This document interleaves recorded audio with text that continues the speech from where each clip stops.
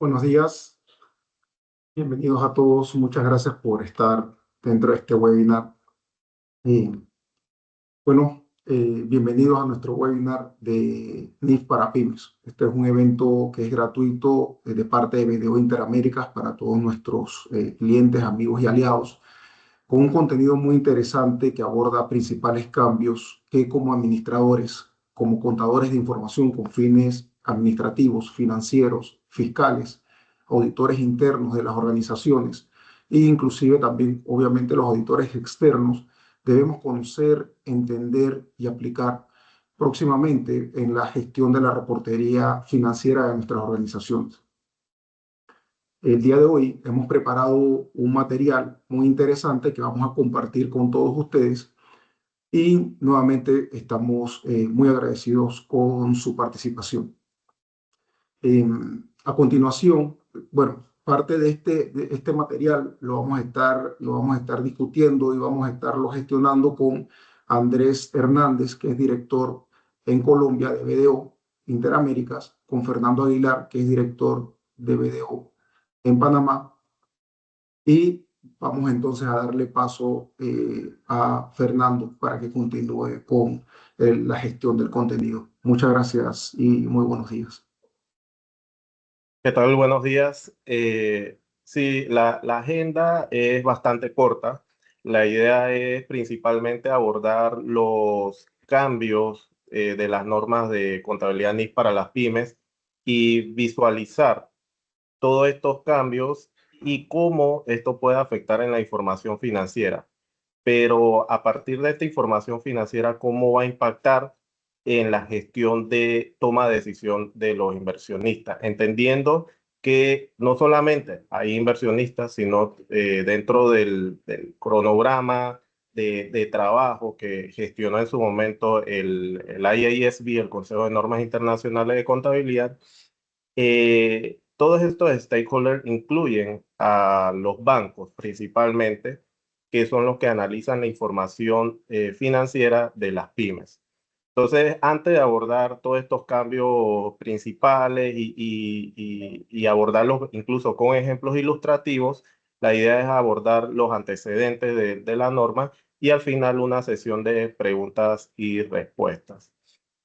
En este sentido, en los antecedentes, en el siguiente slide, van a encontrar cómo ha evolucionado las normas NIF para las pymes, entendiendo que la norma de contabilidad NIF para las pymes le aplica para aquellas entidades que no tienen obligación pública de rendir cuentas, es decir, que no están listadas, no tienen activos en calidad de fiduciario y presentan los estados financieros de propósito general. Entonces, en ese sentido, durante el 2009 se presenta la primera edición de las normas y ya para el año 2015 y este año 2025 se gestiona la segunda edición, la primera y segunda edición de esta norma a partir de modificación. Entonces, en esta tercera edición vamos a ver cómo se ha alineado todos estos temas de contabilidad a partir de las normas NIF de contabilidad o las normas completas para poder llegar a una alineación dentro de lo posible, ¿no? Entonces, dentro de esta tercera edición, como verán, hubo una serie de modificaciones que estuvo viendo en su momento la IASB a través de necesidades de información financiera que tenían los inversionistas y las entidades financieras. Entonces, en el siguiente slide van a ver que el objetivo nuevamente es mejorar la información, alinear todos esos conceptos que venían de la norma completa, pero manteniendo digamos, esa sencillez que mantiene para la información de las pymes. Y esto va a dar a conocer a los inversionistas y a los tomadores de decisiones, los bancos, una información mucho más sencilla, más completa y, digamos, una información que le va a servir estando actualizada sin estar muy lejos de la norma completa. Esta normativa va a iniciar a partir de periodos contables que inicien en o después del 1 de enero del 2027, con clara aplicación anticipada si la entidad sí lo requiere. Entonces, el objetivo es que puedan ver cuáles son esos principales cambios y también puedan visualizar qué información van a necesitar, qué información deben incluir dentro de los estados financieros que se preparen bajo NIF para las pymes, y de esta forma puedan contar con nosotros con la preparación o dar ese seguimiento o ese acompañamiento para poder abordarlo, ¿no? Entonces, en ese sentido, van a encontrar dentro de la presentación los principales cambios que vamos a abordar de forma sencilla. Digamos también en idioma español, nada técnico, sobre los cambios en el reconocimiento del ingreso, que es uno de los cambios principales. Uno de los temas que vamos a abordar es el análisis de riesgo de crédito, de liquidez, y el último, que es la actualización para la identificación y la medición de la combinación de negocios. Perfecto. Para dar inicio a nombrar estos cambios a los que hacía referencia Fernando, inicialmente vamos a empezar a hablar sobre tal vez alguno de los que puede ser uno de estos cambios, valga la redundancia, principales que tienen que ver con el reconocimiento de ingresos y más o puntualmente con la sección 23.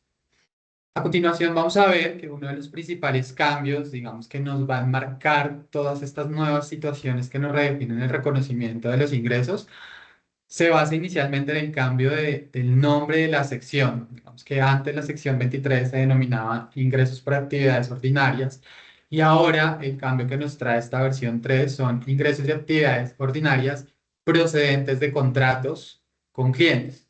Y esto lo que nos dice es que cada vez más lo que buscaba Leasby con la emisión o con esta tercera edición era seguir alineándose un poco a lo que son las NIF full, pero manteniendo la simplicidad que se requiere en una contabilidad para pymes a nivel global.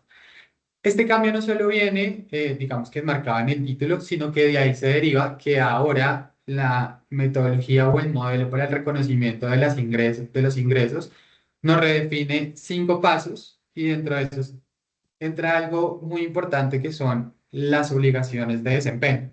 Ya vamos a ver adelante cuáles son estos 5 pasos, pero en estas obligaciones de desempeño, recordemos un poco que la obligación de desempeño se puede definir como esa promesa que hace una empresa a un cliente a través de un contrato de transferir un bien o servicio específico. Vemos que eso es una obligación de desempeño, y esa obligación que estaba muy ligada a lo que antes conocíamos únicamente para la NIF 15, empieza a ser parte de la sección 23. Antes de pasar con estos 5 pasos, recordemos que actualmente cómo se maneja la sección 23 en cuanto al reconocimiento de ingresos es que para la venta de bienes se hace con la transferencia de riesgos o beneficios inherentes desde la empresa hacia el comprador, y para la prestación del servicio actualmente lo que hacemos es reconocerlo por el porcentaje de terminación cuando dicha medición es fiable, por el ingreso o reconociendo el ingreso hasta donde se recuperen los costos cuando la medición de dicho ingreso no es fiable, y en los contratos de construcción específicamente o de acuerdo al porcentaje de terminación. ¿De qué nos hablan entonces estos 5 pasos? Recordemos un poco de cómo ahora yo debo reconocer los ingresos de NIF para pymes. El primero nos habla de identificar un contrato con el cliente.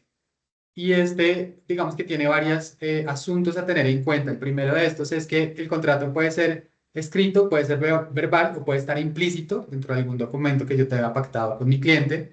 Algo muy importante es que debe haber una aprobación de ambas partes y un compromiso estipulado de cumplir lo que está estipulado en este contrato. Es muy importante que se puedan identificar los derechos que está adquiriendo el cliente, llámese bien o servicio, y que efectivamente dentro de dicho documento o acuerdo esté pactado un pago, y que por ende la administración del cliente o la administración de la compañía, mejor, esté con la expectativa de obtener efectivamente un beneficio futuro al haber entregado este bien o este servicio. En un ejemplo básico de lo que podríamos definir o identificar como un contrato, podría ser que una panadería, por ejemplo, acuerda vender 1000 panes de manera separada, de manera semanal, a un restaurante durante 3 meses y cada pan va a valer $1. ¿Sí? Entonces, esto sería lo que se definiría básicamente como un contrato actualmente con con la sección 23. El segundo es identificar las obligaciones de desempeño. Entonces, recordemos acá que ya veíamos a continuación o recordábamos que era una obligación de desempeño, que es esta promesa de transferir un bien o un servicio de una empresa hacia un cliente. Acá algo importante a tener en cuenta es que estas obligaciones de desempeño pueden venderse como un paquete, pero pueden haber varias obligaciones de desempeño dentro de un solo contrato. Un ejemplo, una empresa de software vende una licencia, ¿cierto? De un programa en específico, pero adicionalmente dentro de este paquete incluye una serie de capacitaciones al personal de la compañía que va a usar esta licencia de software, ¿cierto? Y ahí estaríamos identificando ya dos obligaciones de desempeño. Una, que es la licencia como tal, y dos, el plan de capacitaciones que está ofreciendo la compañía de software. El tercer paso de la que nos hablan esta nueva metodología es establecer el precio de la transacción. Y establecer el precio de la transacción es pues básicamente asignar o pactar entre la empresa y el cliente este valor que se espera recibir por la entrega del servicio o la entrega del bien. Aquí es muy importante realmente tener en cuenta que va muy alineado a la NIC 15 y es que ahora, digamos que ciertos descuentos o ciertas rebates que se den dentro del contrato van a ser parte del ingreso neto o del valor del precio de la transacción. Ejemplo, los pagos anticipados que se hacen o que se ejecutan a pie de factura. Yo emito una factura y si me pagas en los 10 primeros días te voy a dar 5% de descuento. Esos descuentos van a ser parte del precio de la transacción. Entonces, todo esto se debe tener en cuenta para finalmente establecer cuál va a ser el valor que yo voy a reconocer en mis estados financieros como ingreso. El siguiente paso, que es el 4, es asignar este precio a cada obligación de desempeño. Volviendo al ejemplo que veíamos en el paso 2 de determinar las obligaciones de desempeño, yo vendo dentro de un paquete entonces mi licencia y mis capacitaciones. Dentro de eso, internamente la compañía, así se ofrezca como un paquete, sabe que la licencia, supongamos que el paquete vale 10 millones, dentro de esos 7 millones corresponde a la licencia y 3 millones corresponde a las capacitaciones. Cada obligación de desempeño, decíamos que eran dos, va a tener entonces un valor asignado. 7 millones para la obligación de desempeño de la venta de la licencia y 3 millones entonces para la entrega de las capacitaciones que se van a hacer al personal que va a usar la licencia. Y ese es el momento en que yo como compañía asigno el precio. Porque es importante reconocer este precio para cada una de las obligaciones de desempeño. Porque en línea con el paso 5, que es el que sigue, es yo cuando reconozco dichos ingresos de acuerdo a la obligación de desempeño que está entregando, que va muy en línea hacia que el cliente haya tenido la satisfacción de haberla recibido.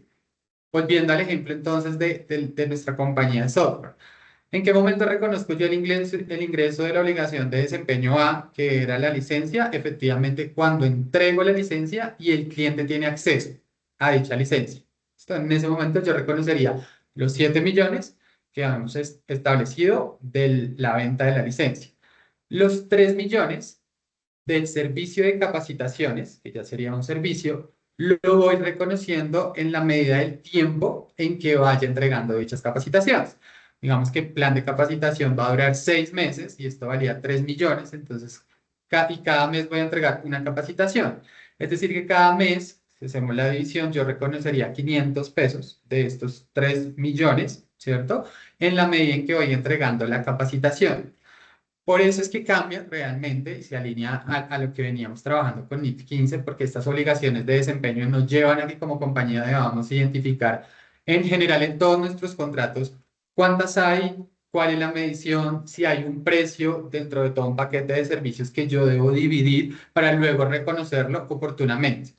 Algo importante de mencionar acá es que la norma menciona que va a haber una especie de, llamémoslo alivio, de una forma de adopción, y es que para las compañías, de acuerdo a ciertas características de los contratos, que ya vengan, digamos que reconociendo un contrato, digamos, de servicios y demás bajo la política actual, lo pueden seguir haciendo hasta que terminen el reconocimiento de dicho contrato, ¿sí? Entonces, no lo lleva a remedir bajo obligaciones de desempeño estos 5 pasos estos contratos, sino que permite, bajo ciertas condiciones que hay que revisar de manera detallada en cada uno de los contratos, seguir reconociéndolo como lo vengo haciendo hasta el momento, hasta el final de dicho contrato. Este es el resumen, lo que nos trae la sección 23 de ingresos en las MIC para pymes, y ya le doy paso a Fernando, que nos va a hablar ahora de otro cambio muy importante relacionado con análisis de riesgos. Sí, definitivamente uno de los principales cambios se relaciona con la sección 23, alineando esta sección 23 con la NIF 15. Ahora, también el Consejo de Normas Internacionales de Contabilidad evaluó alinear otros requerimientos de información financiera, y una de las consultas que hizo en su momento el proyecto de norma para elevar la tercera edición de esta norma de contabilidad era si era realmente necesario o justificaba de que se tendría que alinear la sección 11 y la sección 12 de instrumentos financieros con la NIF 9 y la NIF 32. Entonces, en ese sentido, en el siguiente slide van a encontrar finalmente los tres cambios principales. Pero abordando principalmente esa necesidad de información que tenían los inversionistas y otras partes interesadas, eh, creo que uno de los mitos comunes durante todo el proyecto de norma en lo que se discutió era: ¿realmente es necesario o realmente las entidades pymes pueden abordar el tema de la pérdida por deterioro mediante la utilización de la PCE? Eso se discutió, yo creo que hubo una discusión bastante elevada. Yo creo que uno de los enfoques que más se abordó dentro del grupo de SMIs y del mismo Consejo de Normas Internacionales de Contabilidad. Y finalmente llegaron a la conclusión de mantener el modelo de pérdida incurrida en los activos financieros. Había tres retos totalmente importantes. Uno, el factor monetario; el otro factor personas; y el otro factor datos. Donde el factor personas, yo tendría que tener como pymes personas especializadas para poder realizar todos estos enfoques futuros mediante estas proyecciones y análisis estadístico. El enfoque datos, porque yo debería tener ya datos previos para poder realizar todos estos enfoques prospectivos, para poder determinar la pérdida esperada.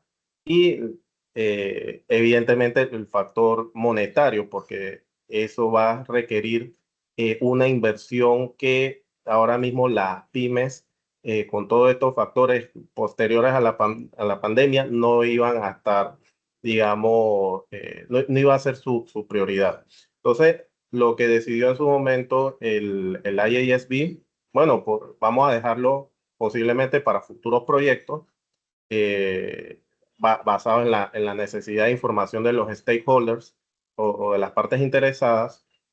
Pero cuando se evaluó mantener la pérdida incurrida, también los stakeholders comentaron: oye, pero es que también necesito, si vas a mantener la pérdida incurrida, entonces, ¿cómo yo cubro esa necesidad de información para yo tomar una decisión sobre invertir, prestar o tomar alguna decisión?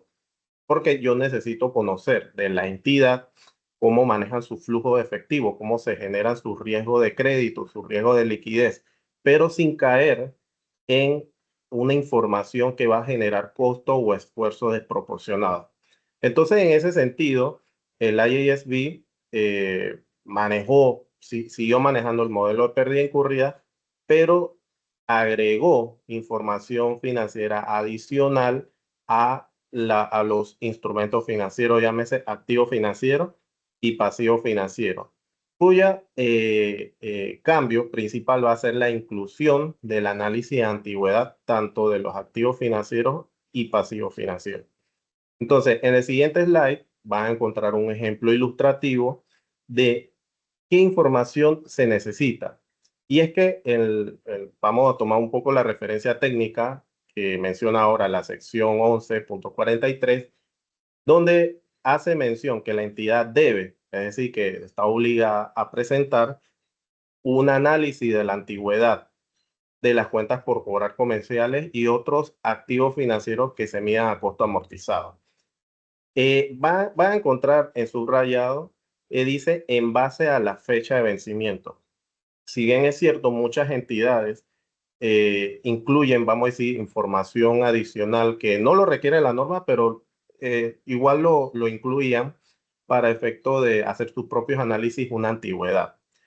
Pero esa antigüedad estaba basado, digamos, en la fecha de emisión de la factura. Si yo tenía una factura, o ejemplo, preparando estado financiero 31 de diciembre y yo emití una factura 31 de diciembre, posiblemente esa factura iba a entrar como una porción corriente. Sin embargo, lo que habla la norma de contabilidad en esta sección 11.43 es evaluar la fecha de vencimiento, es decir, la fecha en la cual yo probablemente vaya a cobrar esa factura, dentro de 30 días, 40 días, 60 días, 80 días, 90 días. Entonces, llevarlo, digamos, en ese bucket. ¿Cómo preparamos esa información? Tendríamos que tener datos dentro de ya sea de los auxiliares o dentro de la plataforma donde nosotros llevemos digamos, estas facturas por cobrar para poder gestionar la información a revelar. En el siguiente slide van a encontrar un ejemplo ilustrativo de lo que pide la norma, donde en el siguiente slide van a encontrar a ver, van a encontrar revelar por separado aquellos instrumentos medidos a costo amortizado, activos financieros, antes de ajustar la reducción. En este ejemplo ilustrativo van a encontrar cuentas por cobrar cliente, que está medido a costo amortizado, pero si la entidad vende, por ejemplo, a sus partes relacionadas y también son clientes, también deben estar incluidos como parte de estos activos financieros medidos a costo amortizado. Y en ese sentido van a poder distribuir de forma, como menciona la norma en el siguiente slide, cómo se debe llevar estas cuentas por cobrar en base a su vencimiento. Bueno, si tengo un cliente específico que lo cobro a corriente, a menor de un mes, 3 meses, a un año o mayor a 5 años. Dato interesante, y es que la norma de contabilidad no te dice cómo debe tener esa banda. Puede ser corriente, menor a un mes, entre 1 y 3 meses, o simplemente yo me comparo con el mercado o con otra entidad que realiza las mismas actividades que yo, y si presenta esa información para fines comparativos, quizás esta información yo la puedo analizar de esta forma. También puede ser de que puedo llevar una banda de tiempo que puede ser entre un mes y 6 meses, entre un año y 5 años, mayor a 5 años. Eso va a depender, como menciona la norma, en la mayor utilidad para los usuarios principales. Hay que identificar quiénes son los usuarios principales. Normalmente son digamos, son los accionistas o aquellos tomadores de decisiones, pero también hay que considerar como usuarios principales posiblemente si hay una entidad bancaria que gestiona, digamos, las labores de préstamo, desembolso de préstamo o apertura de línea de crédito, preguntarle o considerar, digamos, esa información como quiere que se haga esa distribución para entonces hacerlo de forma, digamos, fácilmente entendible para aquellos usuarios. Esa es la referencia técnica, es con la 1143. Es decir, que quizás para algunas entidades ya posiblemente van a contar con ciertos datos, pero invitamos a las entidades que si no tienen o no cuentan dentro de su RP o dentro de sus módulos la información de cuándo yo voy a cobrar una cuenta por cobrar, puedan incluir esta información porque sí va a ser requerida por la norma de contabilidad, gestionando evidentemente la necesidad de información de los usuarios principales. Esto con relación a la nota, digamos, la información adicional que requiere la nota de cuentas por cobrar comerciales. Pero, ¿qué sucede para los activos financieros? En el siguiente slide, la entidad también va a, los usuarios principales, partes interesadas, accionistas, van a necesitar, si ya yo tengo información sobre cuándo voy a cobrar esa cuenta por cobrar en una banda de tiempo, ya sea porque tengo clientes, tengo cuentas por cobrar, partes relacionadas que son relacionadas a sus operaciones, ¿cuándo yo voy a pagar mis préstamos y mis otras cuentas por pagar?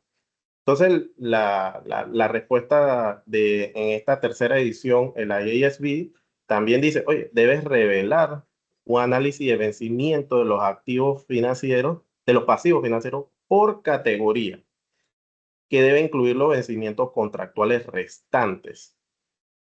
Entonces, en su rayo van a encontrar flujo de efectivos contractuales no descontados, es decir, que no lo debes llevar a valor presente, sino que consideras el flujo no descontado. Entonces, un ejemplo ilustrativo que vas a encontrar en el siguiente slide es cómo debes llevar, digamos, la categoría. En la sección 43B y en la 41DE, para que lo puedan encontrar de referencia más adelante, van a encontrar, oye, dentro de la categoría puedo tener mis sobregiros, préstamos, cuentas por pagar comerciales, pero eso va a depender mucho de cómo tenga segmentado la entidad su balance. Algunas entidades posiblemente no tengan sobregiro bancario, entonces no hay que incluir una línea que diga sobregiro bancario. Hay algunas entidades que dentro de sus categorías tienen por separado a nivel de balance préstamos, hipotecas por pagar, documentos por pagar, cuentas por pagar comerciales, partes relacionadas, accionistas y así sucesivamente. Entonces, esos pasivos financieros entran como categoría dentro de lo que menciona la sección 11 de la norma. Y el siguiente slide van a encontrar que también pide las bandas de tiempo para considerar cuándo va a ser el momento en que la entidad realizará estos pagos. Esto le va a servir a las entidades financieras, usuarios principales y accionistas poder visualizar los riesgos de liquidez para de esta forma de identificar cuándo y en qué momento y cuánto yo tendría que pagar, ya sea menor a un mes, entre un mes y 3 meses, mayor a 5 años y visualizar un poco los efectos en el manejo del flujo de efectivo. Dato interesante, que si bien es cierto, las bandas de tiempo también hay que considerar aquellas partidas o cuentas por pagar o sobregiros o préstamos en la cual, digamos, no hay un contrato con estas partes, por ejemplo, entre partes relacionadas que es lo normal. Entonces, si no hay un contrato como tal, la cuenta por pagar se vuelve exigible y hay que colocar una columna de exigibilidad de forma inmediata. Eso forma parte, digo, no, eso no ha cambiado con la versión anterior de la norma, ni difiere con la NIF completa, sino que le da, digamos, ese panorama a los usuarios de que existe cuentas por pagar o préstamos sobre giro que al no tener, digamos, condiciones contractuales fácilmente identificables porque no hay un contrato o simplemente yo hice un desembolso como parte relacionada, no hay un contrato, no hay términos y condiciones. Entonces, yo lo puedo cobrar como parte relacionada de forma exigible y la entidad que prepara la información financiera bajo esta norma PYMES tendría que pagar esa cuenta por pagar o ese préstamo de forma inmediata. Entonces, eso le va a dar una visualización tanto a las entidades financieras y usuarios principales de punto uno, el análisis de crédito, qué momento y cuánto yo voy a cobrar en ese tiempo Y dos, en un análisis de riesgo de liquidez, cuándo voy a pagar ese dinero y qué flujo de efectivo debo de tener para poder hacer ese cumplimiento exigible que requiere la parte del efectivo. Entonces, estas son alternativas que da el Consejo de Normas Internacionales de Contabilidad, entendiendo que, bueno, existen estos tres retos principales: datos, personas y factor monetario, pero creemos, digamos, en ese sentido, el IASB, creemos que las entidades sí pueden presentar esta información sin tanto costo o esfuerzo desproporcionado para que los usuarios puedan tomar una decisión sobre la entidad. Esto un poco en general, los principales cambios en el análisis de riesgo, que es uno de los dos cambios principales, y vamos a pasar al tercer cambio principal, que es con relación a la combinación de negocios. Perfecto, Fernando, gracias. Vamos a hablar entonces ahora de otro cambio importante que nos trae esta tercera edición de las NIF y es relacionado con la combinación de negocios y fondo de comercio que se estipulan en la sección 19. ¿Qué novedades nos trae? Entonces, al igual que lo veíamos en la sección 23, y hago énfasis de nuevo en lo que está buscando esta tercera edición, es alinearse cada vez más a lo que son las NIF plenas. Por ende, la sección 19 lo que está haciendo es alinearse a la NIF 3 de combinación de negocios.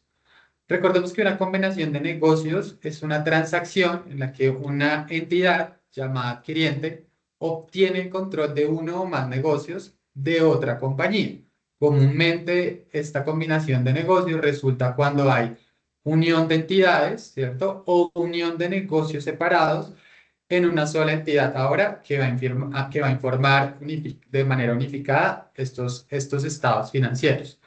Dentro de los cambios principales que nos trae esta sesión 19 está la definición actualizada de negocio, que ya vamos a abordar sobre esto un poco más adelante, y adopta el método de adquisición en lugar del método de compra, que es el que se venía manejando, que también lo vamos a detallar más adelante.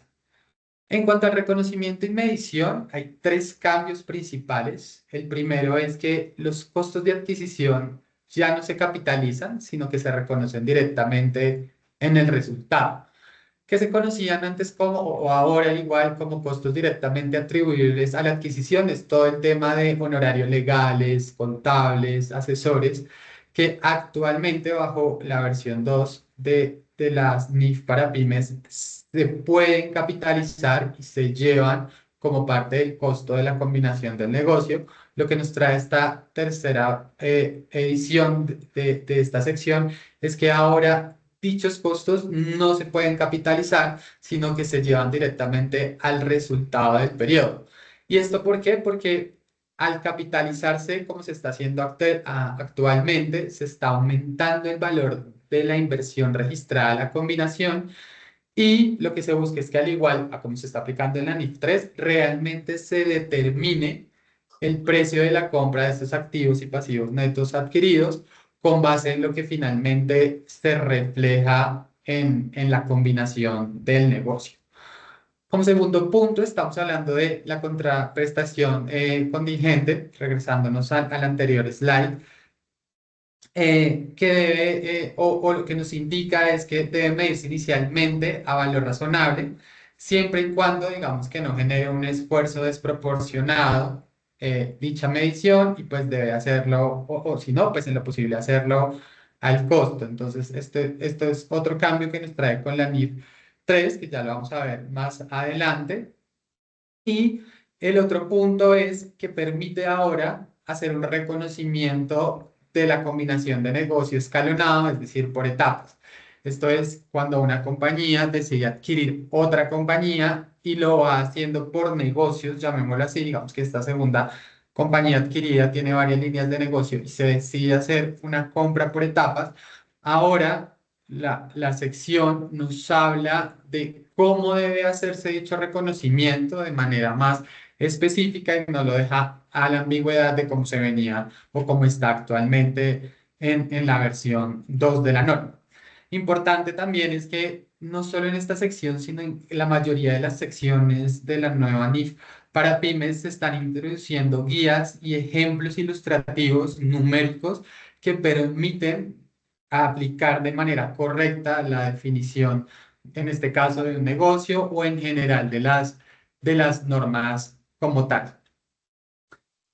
Pasando al siguiente slide, en cuanto al método de adquisición, que hablábamos un poco de cómo se hace o cómo se va a hacer actualmente, que será efectivamente por método de adquisición, valga la redundancia, y no por método de compra, trae 4 pasos, digamos que en cómo se debe hacer dicho reconocimiento. El primero va a ser la identificación del adquiriente, es decir, efectivamente la compañía que realiza la transacción, quién va a ser dentro de las dos. En este caso, digamos, cuando estamos hablando de una posible fusión, es efectivamente quién va a ser la compañía adquiriente de la otra compañía en el proceso de fusión.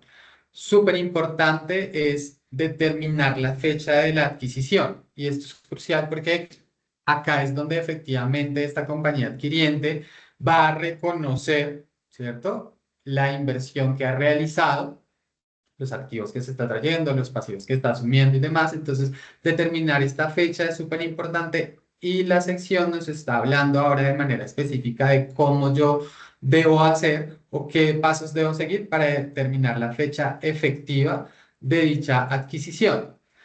Luego, lo que yo hago es reconocer y medir el goodwill, que va muy de la mano al reconocimiento de estos activos adquiridos, pasivos asumidos y el reconocimiento también de las contingencias posibles a valor razonable. ¿Listo? Recordemos un poco que el goodwill o la plusvalía, ¿cierto? Es ese valor adicional que yo como compañía adquiriente voy a pagar por ese negocio que adquirí. Yo adquiero un negocio que tiene unos activos, ¿cierto? Tiene unos que yo me voy a traer a mis estados financieros, tiene unos pasivos que yo voy a asumir y tiene unas posibles contingencias que van a venir a valor razonable que también voy a asumir. Entonces, una vez hago esto, pasa a reconocer y medir el goodwill en caso de existir, que es este mayor valor. Supongamos que los activos valían 100, el pasivo valía 50, el valor neto, entonces, de cuando adquiero este negocio es de 50 netos, entonces, pero pagué 70, entonces la diferencia entre lo que cuesta libros, estos 50 y los 70, que es lo que estoy pagando, pues es lo que voy a reconocer en un goodwill. Nos define también de manera específica ahora esta sección los dos métodos que igual yo puedo tener para el tratamiento posterior del goodwill. Uno es si decido amortizarlo porque tiene una vida útil relacionada, es decir, una vida útil finita. Y también si no tiene una vida útil finita, nos indica cómo yo debo estar midiendo el deterioro de este valor del goodwill para periodos posteriores al que he hecho yo el reconocimiento, junto con todo un paquete de lo que yo debo revelar específicamente cuando, uno, hago el reconocimiento de la combinación de negocios y dos, cuando posteriormente, en el caso de que el goodwill esté reconocido con una vida finita, debo relacionar en mis estados financieros para los usuarios de la información en cuanto a la metodología y la conclusión de dicho análisis del deterioro del valor.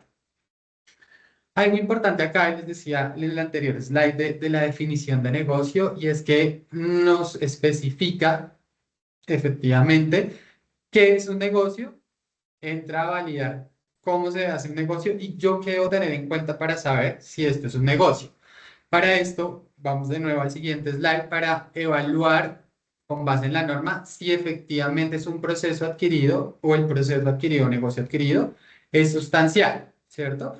Básicamente, ¿de qué nos habla esto del proceso adquirido sustancial? Es que efectivamente, cuando yo soy el adquiriente y va a hacer una combinación de negocio, esté seguro de que lo que estoy haciendo es una combinación de negocios, es decir, que lo que estoy adquiriendo es un negocio, o simplemente estoy haciendo una compra de activos, que es muy importante definirlo porque obviamente en el momento del reconocimiento marca una pauta crucial y en ocasiones pasa que el no entendimiento correcto de efectivamente saber si estoy comprando un negocio o efectivamente estoy haciendo simplemente una compra de unos activos, nos lleve a que estoy haciendo un reconocimiento erróneo de lo que nos define la sección 19. Para esto, digamos que traemos un mapa que nos permite saber si efectivamente estoy o no adquiriendo un negocio como tal. Entonces, lo primero es definir que lo que estoy adquiriendo, pues es un conjunto de actividades y activos, ¿cierto? Que tienen salidas en la fecha de adquisición. Ya vamos a ver qué es esto de salidas en la fecha de adquisición. Entonces, si este conjunto de actividades y activos adquiridos efectivamente incluye un proceso crítico adquirido y tiene accesos a una fuerza laboral organizada que va a realizar dicho proceso, ya hecho esas dos pautas nos van a llevar a que efectivamente estoy adquiriendo un negocio. Digamos que nos vamos al lado verde del slide que estamos viendo en la palabra sí. Entonces, esto es definitivo, ¿cierto? Vamos entonces al otro lado que nos dice no. Entonces, como yo sé que solo estoy tal vez comprando unos activos, lo primero es, me tengo que preguntar, ¿estoy adquiriendo un proceso crítico adquirido? No, es decir, voy a comprar solo los activos, ¿cierto? Pero los voy a utilizar tal vez para otro tipo de producción y no para un proceso crítico como tal adquirido. Eso ya me llevaría a pensar que estoy comprando unos activos y no un negocio.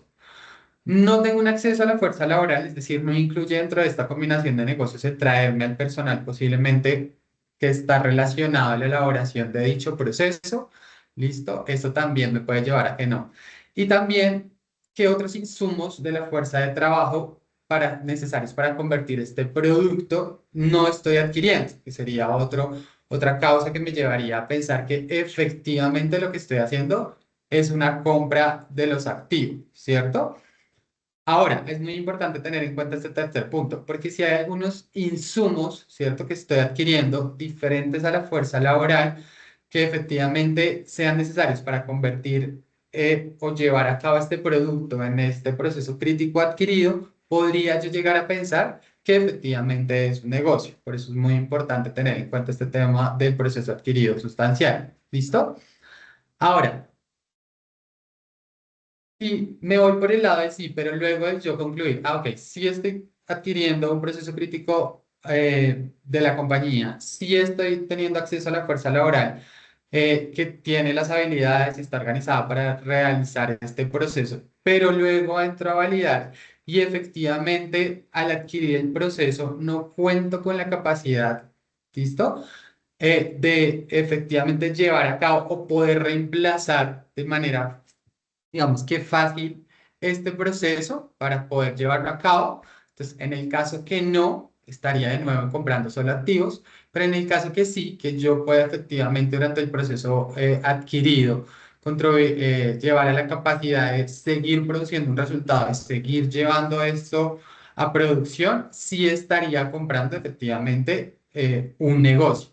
Importante de nuevo, si yo estoy llegando al proceso en que compro, digamos que efectivamente este proceso crítico adquirido y la fuerza laboral organizada, pero me doy cuenta posteriormente que no cuento con la capacidad significativa de seguir produciendo un resultado o lo que me falta para hacerlo es difícil de reemplazarlo, de nuevo entraría a que lo que no estoy adquiriendo es un negocio, sino que es una compra de activos, ¿cierto? Es un proceso que a simple vista luce fácil. Si ustedes ven en este mapa que traduce o que trajimos del párrafo 19A de la norma, o de la sección 19A.10 de la norma, nos trae varias vertientes. Es muy importante analizarlo de nuevo porque si estoy comprando un activo, pues el tratamiento contable va a ser totalmente diferente a si efectivamente estoy comprando un negocio, ¿cierto? Entonces, la invitación aquí también es que, digamos que nosotros contamos con las herramientas, con los análisis previos, contamos, digamos que con la experiencia para poder guiarlos cuando ustedes tengan dudas respecto a este momento inicial, ¿cierto? Para poderlo validar y poderles entregar, digamos que a través de un análisis técnico, si efectivamente lo que se va a hacer es una compra de activos o una combinación de negocios, incluso antes de entrar a realizarlo, porque si tal vez las características del negocio nos llevan a lo que es lo que sería más bien una compra de activos, posiblemente a los inversionistas de la organización ya no les interesa entrar a hacer ese negocio porque digamos que lo que se estaba haciendo, efectivamente, o hacia donde iba el negocio, era a tener una combinación de negocios, ¿verdad? Porque hacemos harto énfasis en este proceso sustancial adquirido, porque anteriormente la norma no era tan diciente de lo que efectivamente era un negocio, ¿cierto? Y era una compra de activos. Nos orientábamos en la práctica mucho a lo que decía la NIF 3 de combinación de negocios, donde sí estaba claro, pero ahora esta sección actualizada 19 de la NIF para pymes no lo está especificando, ¿listo? E igual el método de adquisición no lo está aclarando. Ahí en cuanto al método de adquisición es que haya realmente unos cambios sustanciales frente a lo que veníamos manejando, pero sí aclara a nivel de conceptos y a nivel metodológico la forma adecuada de realizar. Con esto, digamos que queríamos enmarcar lo que son los principales cambios. Hay muchos más cambios que nos está trayendo esta NIF para pymes que esperamos compartírselas en unas secciones más adelantes o a través de diferentes publicaciones, o también los estamos invitando a contactarnos para poder explicarles de manera más detallada qué otros cambios específicos frente a las relaciones de negocio que ustedes puedan tener o las transacciones que ustedes tengan, qué impactos podrían llegar a tener para que los vayan preparando de manera anticipada.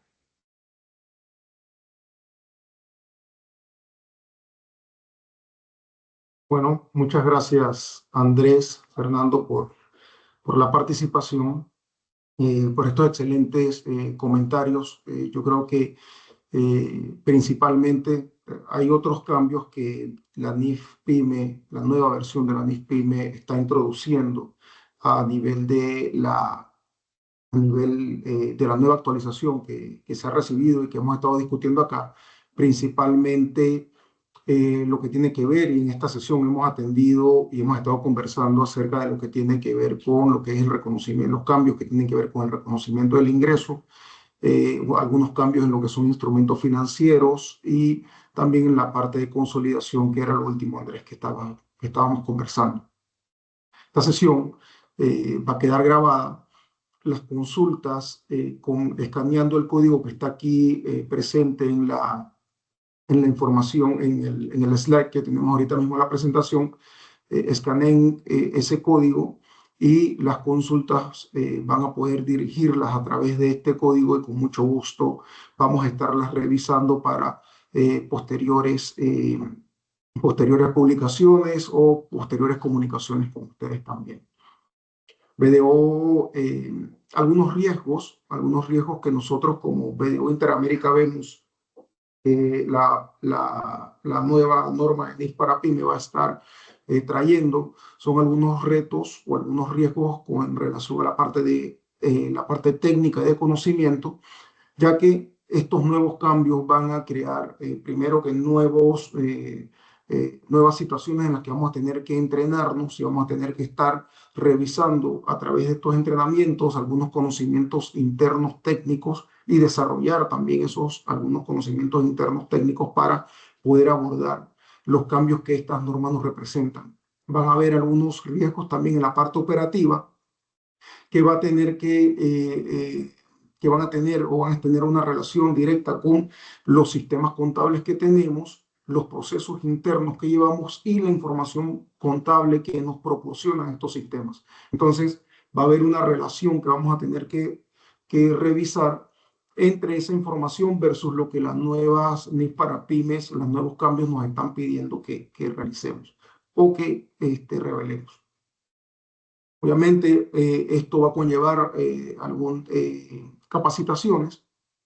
También van a haber algunos retos y algunos riesgos en la parte estratégica de negocio, porque esto va o puede tener un impacto dependiendo del sector en donde operas, la compañía que se está gestionando, algunos impactos que pueden tener impactos directos a algún KPI específico que ustedes midan o también algún convenio financiero que tengan con alguna entidad bancaria y la relación también que van a tener que gestionar porque estos cambios en estas normas van a llevar también a cambios en lo que son los informes financieros que se preparan hoy en día.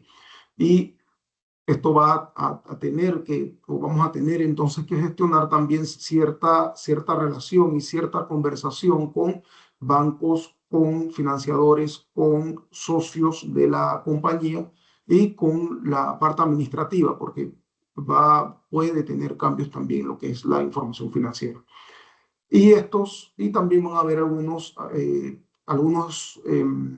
gestión que vamos a tener que hacer con la parte fiscal y regulatoria, porque va a introducir o puede introducir algunos cambios adicionales en lo que es hoy en día lo que son conciliaciones con la parte fiscal, con los reportes fiscales, o también van a introducir o pueden introducir algunas diferencias temporales o permanentes que puedan llevar a alguna gestión de impuestos diferidos. Todos estos retos y estos riesgos, nosotros pues como equipo en BDO Interaméricas estamos preparados para ayudarles en esta transición y nos gustaría y esperamos que ustedes empiecen a tener algún contacto directo con sus gerentes, sus socios o con contactos de nuestros en BDO para poderlos acompañar en la implementación, en la gestión y en las revelaciones y los cambios que estos riesgos van a traer dentro de sus compañías. Esta sesión pues va a quedar también grabada y los motivamos pues para que por favor se pongan en contacto con nosotros y cualquier asunto en cuanto a la asesoría y la implementación, pues nosotros estamos con mucho gusto a la orden. Bueno, un saludo también muy especial para todos los 330 participantes de todo BDO Interaméricas en Venezuela, Colombia, Ecuador, Panamá, Costa Rica, Nicaragua, Guatemala, Honduras y El Salvador, que estuvieron con nosotros en esta sesión. Fernando, Andrés, algunas palabras finales. Sí, bueno, yo creo que lo has dicho todo, Kenneth, y siempre la disposición de la firma, no solamente en